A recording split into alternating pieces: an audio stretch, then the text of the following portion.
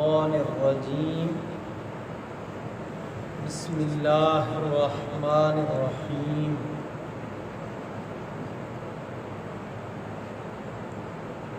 والمرسلات عرفا فالعاصفات عصفا والناشرات نشرا فالفارقات فرقا فالملقیات ذکرا عذرا او نذرا انما توعدون لواقع فاذا النجوم طمست واذا السماء فرجت واذا الجبال نصفت واذا الرسل اقتت لأي يوم أجلت ليوم الفصل وما أدراك ما يوم الفصل ويل يومئذ للمكذبين ألم نهلك الأولين ثم نتبعهم الآخرين كذلك نفعل بالمجرمين ويل يومئذ للمكذبين ألم نخلقكم من ماء مهين فجعلناه في قرار مكين إلى قدر معلوم فقدرنا فنعم القادرون ويل يومئذ للمكذبين ألم نجعل الأرض كفاتا أحياء وأمواتا وجعلنا فيها رواسي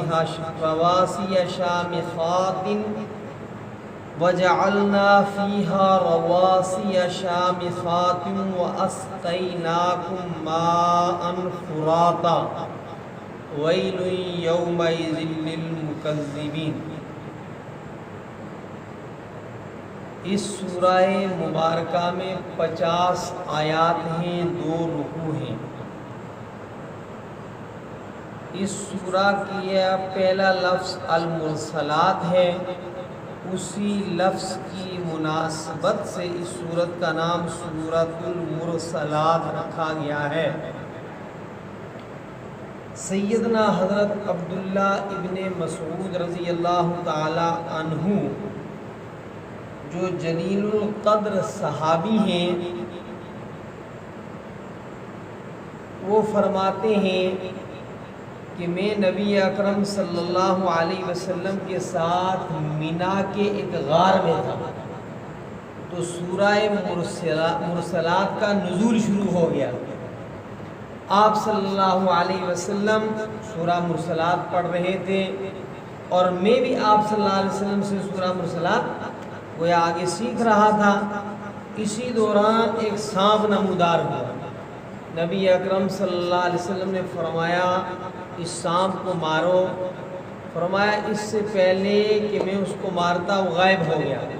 نبی اکرم صلی اللہ علیہ وسلم نے فرمایا کہ سانپ تمہارے شر سے بچ گیا اور تم سانپ کے شر سے بچ گئے، یعنی نہ تم اسے نقصان پہنچا سکے نہ وہ تمہیں نقصان پہنچا سکا۔ یہ ایک یاد ہے اس موقع کی۔ حضور اکرم صلی اللہ علیہ وسلم کبھی کبھی نماز مغرب میں سورۃ المرسلات پڑھا کرتے تھے۔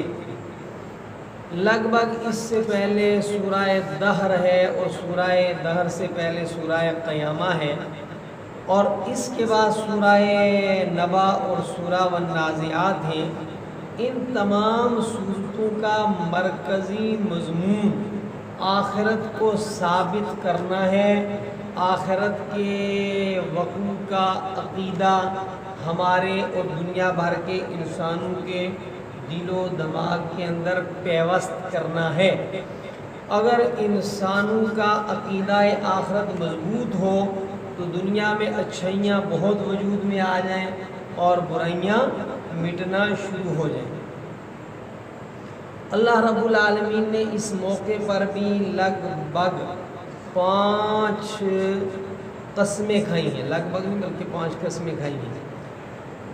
والمرسلات عرفاً، قسم ہے چلنے والی بھیجے جانے والی ہواؤں کی آہستگی کے ساتھ۔ والمرسلات، یہ مرسلتن کی جمع ہے بھیجی ہوئی، ارسال اسی سے کہتے ہیں ارسال کیا یعنی بھیجا، اسی سے ہے والمرسلات، قسم ہے بھیجی گئی ہواؤں کی پے در پے، مسلسل ہوائیں آتی ہیں خوشگوار قسم کی، جب آہستگی کے ساتھ نرمی کے ساتھ دھیمے انداز سے پہلے ہوائیں چلتی ہیں تو دلوں کو خوش کر دیتی ہیں۔ فالعاصفات عصفا، قسم ہے تند و تیز ہواؤں کی جو طوفان بن کر کے آتی ہیں۔ والناشرات نشرا، قسم ہے ان ہواؤں کی جو بادلوں کو پھیلا دیتی ہیں پھیلانا، سمندر سے بخارات اٹھتے ہیں، ہوائیں ان کو اوپر لے جاتی ہیں، پھر ہوائیں ان کو پھیلا دیتی ہیں۔ فالفارقات فرقا، قسم ہے بادلوں کو جدا جدا کر دینے والے ہواؤں کی۔ فالملقیات ذکرا، قسم ہے وحی لانے والے فرشتوں کی۔ القا کے معنی ہے ڈالنا، ذکر کے معنی ہے قرآن وحی۔ فالملقیات، قسم ہے ان فرشتوں کی جو ڈالتے ہیں وحی، یعنی جو اللہ تبارک و تعالیٰ سے وحی لا کر انبیاء علیہ السلام کو پہنچاتے ہیں۔ اللہ رب العالمین جب قسم کسی چیز کی کھاتے ہیں تو ایک تو اس چیز کی جس کی قسم کھاتے ہیں اس کی اہمیت واضح کرنا ہوتا ہے، اور دوسرے جو مقسم علیہ ہے یعنی جس چیز کے لیے قسم کھائی جا رہی ہے اس چیز کی بھی اہمیت ظاہر کرنے کے لیے قسم کھاتے ہیں۔ اللہ تبارک و تعالیٰ کے اوپر کوئی قانون قاعدہ نہیں جو ہے وہ جاری کیا جا سکتا، وہ ذات پاک مختار کل ہے، وہ جس چیز کی چاہیں قسم کھا سکتے ہیں، لیکن ہم اگر قسم کھائیں گے تو صرف اللہ تعالیٰ ہی کی قسم کھائیں گے۔ یاد رکھیں، پیر کی قسم اور باپ کی قسم اور زیارت کی قسم اور ماں کی قسم اور تیری جان کی قسم اور میری جان کی قسم، یہ سب حرام ہے۔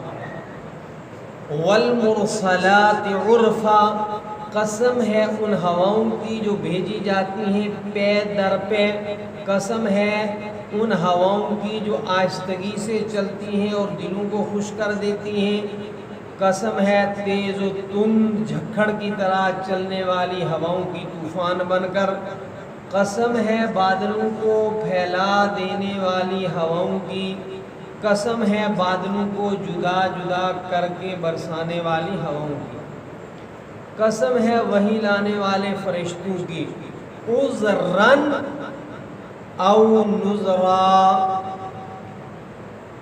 عذر کو ختم کرنے کے لیے، یعنی وہ فرشتے وہی کیوں لاتے ہیں؟ عذرن ختم کرنے کے لیے۔ کیا ختم کرنے کے لیے؟ کہ قیامت میں کوئی یہ نہ کہے کہ ہمیں رہنمائی نہیں ملی، ان کے اس عذر کو ختم کرنے کے لیے وہی آتی ہے۔ او یا نذرا، یا ڈرانے کے لیے وہی آتی ہے۔ یہ باتیں کہنے کے بعد اب قسم کس لیے کھا رہے ہیں؟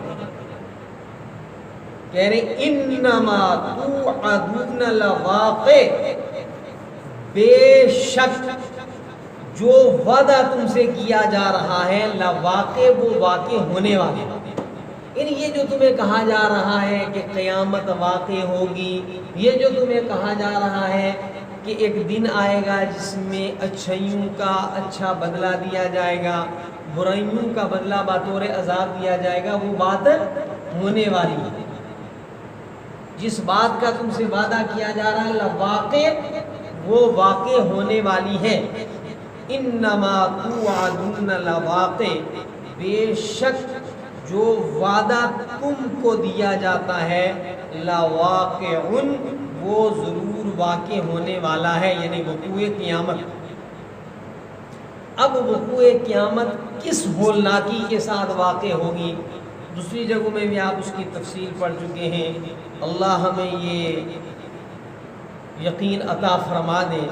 فَإِذَا النُّجُومُ طُمِسَتْ، پھر جب ستارے بے نور کر دیے جائیں گے، ستاروں کے اندر جو روشنی ہے یہ ختم کر دی جائے گی جب قیامت واقع ہوگی۔ وَإِذَا السَّمَاءُ فُرِجَتْ، اور جب آسمان کو پھوڑ دیا جائے گا، ٹکڑے ٹکڑے ہو جائے گا آسمان۔ وَإِذَا الْجِبَالُ نُسِفَتْ، اور جب پہاڑوں کو اڑا دیا جائے گا، یہ ریت کے ذرے کی طرح ہو جائیں گے۔ دوسرے مقامات پر بھی آپ پڑھ چکے ہیں وَتَكُونُ الْجِبَالُ كَالْعِهْنِ الْمَنْفُوشِ۔ وَإِذَا الرُّسُلُ أُقِّتَتْ، اور جب رسولوں کے اللہ کے حضور میں آنے کے لیے اقتت وقت جو ہے مقرر کر دیا جائے گا۔ وہ دیکھو میقات الصلاۃ، نماز کا مقررہ وقت، اسی سے اقتت۔ وَإِذَا الرُّسُلُ أُقِّتَتْ، اور جب رسولوں کے لیے وقت مقرر کر دیا جائے گا، جب آسمان پھٹ جائے گا، جب پہاڑ جو ہے وہ ریزہ ریزہ ہو کر اڑا دیے جائیں گے، جب چاند سورج ستارے بے نور ہو جائیں گے، جب یہ ساری زمین چٹیل میدان بن جائے گی، تو اللہ رب العالمین کا دربار قائم ہوگا۔ وہاں انسانوں کے مقدمات لائے جائیں گے، تو تمام امتوں کے نبیوں کو وہاں حاضر کیا جائے گا، اور انبیاء علیہم السلام اپنی امتوں کے متعلق گواہی دیں گے کہ اس نے میرا پیغام قبول کیا تھا، ان بدبختوں نے جھٹلایا تھا۔ ایک میدان قائم ہوگا، اور وہاں بطور گواہ ہمارے اوپر کون ہوں گے؟ حضرات انبیاء علیہم السلام۔ دوسری جگہ تفصیل سے مضمون ہے لِأَيِّ يَوْمٍ أُجِّلَتْ، کہا جائے گا کس لیے یہ دن مؤخر کیا گیا تھا۔ یعنی دنیا کے اندر منکرین رسالت اور منکرین آخرت، منکرین وحی یہ کہا کرتے تھے کہ وہ کب آئے گی قیامت۔ کبھی مذاکر کہتے تھے لاؤ نا وہ جو تم کہتے ہو کہ قیامت واقع ہوگی اس کو لاؤ۔ تو کہا جا رہا ہے لِأَيِّ يَوْمٍ أُجِّلَتْ، کس لیے اس دن کو مؤخر کیا گیا تھا؟ لِيَوْمِ الْفَصْلِ، فیصلے کے دن کو۔ وَمَا أَدْرَاكَ مَا يَوْمُ الْفَصْلِ، اور آپ کیا جانے کہ فیصلے کا دن کیا ہے؟ وہ کتنا بھیانک، کتنا ہولناک، کتنا دردناک، کتنا المناک دن ہے، تم اس کے ہولناکی کو، اس کو نہیں سمجھ پا سکتے تم جب تک وہ واقع نہیں ہوگا۔ اس سے پہلے اس کی صحیح ہولناکی انسان کی سمجھ سے بالا تر ہے۔ وَمَا أَدْرَاكَ مَا يَوْمُ الْفَصْلِ، آپ کیا جانیں کہ کیا ہے فیصلے کا دن؟ بس ایک یاد رکھو، وَيْلٌ، بربادی ہے، ہلاکت ہے، یومئذ، اس دن، للمکذبین، جھٹلانے والوں کے لیے، خدا کی وحدانیت کو جھٹلانے والوں کے لیے اس دن بربادی ہوگی۔ رسول اکرم صلی اللہ علیہ وسلم اور انبیاء علیہ السلام کی رسالت کو جھٹلانے والوں کے لیے اس دن ہلاکت ہوگی، اور آخرت کے وقوع کو جھٹلانے والوں کے لیے اس دن ہلاکت ہوگی۔ اور ایک تفسیر یہ بھی ہے کہ ویل، جہنم کی ایک وادی ہے، جہنم ایک بڑا علاقہ ہوگا، ایک بڑا رقبہ ہوگا، جہاں کروڑ ہاں کروڑ اور ارب ہاں ارب انسانوں کو ڈالا جائے گا۔ وہ کتنی بڑی جیل ہوگی، اور پھر اس کے درجات ہوں گے، علاقے ہوں گے۔ تو ان علاقوں میں ایک علاقے کا نام ہے ویل، اور وہ اتنی ہولناک جہنم ہے کہ باقی جہنم کے ایریاز اس ایریے سے پناہ مانگتے ہیں۔ فرمایا اللہ کی وحدانیت کو جھٹلانے والوں کے لیے، رسول اکرم صلی اللہ علیہ وسلم کی رسالت کو جھٹلانے والوں کے لیے، اور یوم آخرت کو جھٹلانے والوں کے لیے وہ دردناک وادی جہنم ہے جس سے واقعی جہنم بھی پناہ مانگتی ہے اللہ تبارک و تعالیٰ سے۔ الم نہلک الاولین، اور اب ایک بات سمجھا رہے ہیں کہ یہ لوگ جو مسلسل آخرت کو جھٹلا رہے ہیں، آخرت سے بے فکر ہیں، کوئی آخرت کی انہیں فکر نہیں ہے، جو رسول اکرم صلی اللہ علیہ وسلم کی رسالت کو جھٹلا رہے ہیں، اللہ کی وحدانیت کو جھٹلا رہے ہیں، جنہیں آخرت کی کوئی فکر نہیں، اللہ رب العالمین ان سے کہہ رہے ہیں الم نہلک الاولین، کیا ہم نے اگلوں کو ہلاک اور برباد نہیں کیا؟ پڑھو نا قرآن، پڑھو تاریخ، ذرا عقل و شعور کے ناخن لو اور ذرا احتساب کرو، جائزہ لو۔ جنہوں نے رسولوں کی مخالفت کی، جنہوں نے یوم آخرت کو ٹھکرایا، کتنی ہی جو ہے قرآن پاک میں قوموں کے واقعات ہیں، فرمایا ہم نے ان کو ہلاک کر دیا، برباد کر دیا۔ الم نہلک الاولین، کیا نہیں ہلاک کیا ہم نے اگلوں کو؟ ثم پھر نتبعہم، پیچھے لائیں گے ہم ان کے الآخرین، بعد والوں، یعنی بعد کے جو منکرین ہیں ان کو بھی ہم پہلو ہی کی طرح ہلاک کریں گے، برباد کریں گے۔ کذالک نفعل بالمجرمین، کذالک نفعل بالمجرمین، اور اسی طرح کرتے ہیں ہم مجرموں کے ساتھ۔ ویل یومئذ للمکذبین، اس آیت کو کہتے ہیں آیت ترجیع، آیت ترجیع، بار بار دہرائی جانے والی آیت۔ اس سورۃ المرسلات میں اس آیت کو 10 مرتبہ دہرایا گیا ہے تاکہ کسی نہ کسی طرح دل و دماغ میں یہ اترے، ویل یومئذ للمکذبین، بربادی ہے جھٹلانے والوں کے لیے، اور وادی ویل ہے جھٹلانے والوں کے لیے۔ پھر اللہ رب العالمین فرماتے ہیں، یعنی انداز یہ بتاتا ہے کہ کیا ہو گیا تم وقوع آخرت پر ایمان نہیں لاتے، تمہیں ہو کیا گیا، کیوں یہ بات تمہیں سمجھ میں نہیں آتی کہ قیامت میں تمہیں دوبارہ اٹھایا جائے گا؟ اللہ تبارک و تعالیٰ بطور دلیل کے بتاتے ہیں الم نخلقکم من ماء مہین، کیا نہیں پیدا کیا ہم نے تم کو من ماء مہین، حقیر قطرے سے۔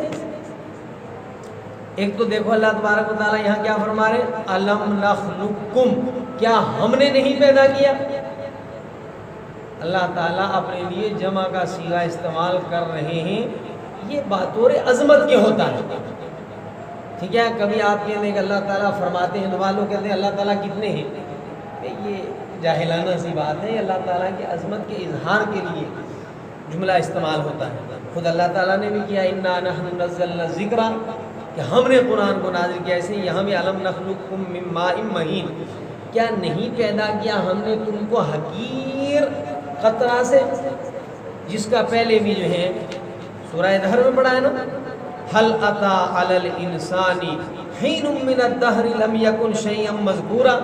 اللہ تعالیٰ فرماتے ہیں کیا ایک زمانہ ایسا تمہارے اوپر نہیں گزرا، یعنی ایک زمانہ تمہارے اوپر گزرا ہے کہ تم کوئی قابل ذکر چیز تھے ہی نہیں، اب تم جو ہے وہ اتنے پاورفل نظر آ رہے ہو، 80 سال پہلے مودی جی تمہارا نام ہی نہیں تھا، تم تو کوئی قابل ذکر شے تھے ہی نہیں، ہر انسان ہی بڑے بڑے فرائنہ زمانہ، کوئی ایک زمانہ گزرا ہے وہ قابل ذکر کوئی چیز ہی نہیں تھے، پھر کیا ہوا، ایک پانی کا حقیر قطرہ تھا، تو فرمایا الم نخلقکم من ماء مہین، کیا نہیں ہم نے پیدا کیا تم کو ایک حقیر قطرہ سے۔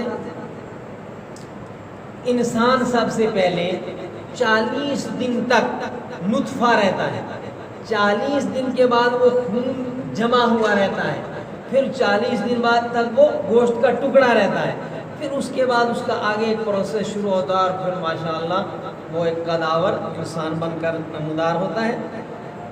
فَجَعَلْنَاهُ فِي قَرَارٍ مَّكِينٍ، پھر رکھا ہم نے اس نطفے کو ایک محفوظ ٹھکانے میں، قرار بنے ٹھکانہ، مکین محفوظ جگہ کے اندر جو ہے وہ رحم کے اندر اس کو رکھا، اِلَىٰ قَدَرٍ معلوم، ایک متعین وقت تک، فقدرنا، پھر ہم نے اس کا اندازہ کیا، فنعم القادرون، پھر ہم اس کا بہتر اندازہ کرنے والے ہیں۔ جب پہلے 40 دن گزرتے ہیں، دوسرے 40 دن گزرتے ہیں، تیسرے 40 دن گزرتے ہیں اس پروسیس کو ماں کے پیٹ میں، پھر اللہ رب العالمین فرشتے کو بھیجتے ہیں اور وہ آ کر اس کا عمل لکھتا ہے، اس کی روزی لکھتا ہے، یہ اچھا ہوگا یا برا ہوگا اس کا لکھتا ہے، اور اس کی موت کا وقت لکھتا ہے۔ ابھی ماں کے پیٹ میں جو ہے 40 3 مرحلے گزرے تھے کہ اس کی موت کا وقت متعین ہو گیا۔ پھر اللہ رب العالمین سب اس کا اندازہ کرتے ہیں، اس کی شکل کیسی ہوگی، یہ دنیا میں کارنامے کیا انجام دے گا، وغیرہ وغیرہ۔ اللہ تعالیٰ فرماتے ہیں فَنِعْمَ الْقَادِرُونَ، ہم بہترین اندازہ کرنے والے ہیں کہ یہ دنیا میں جا کر کیا کرے گا۔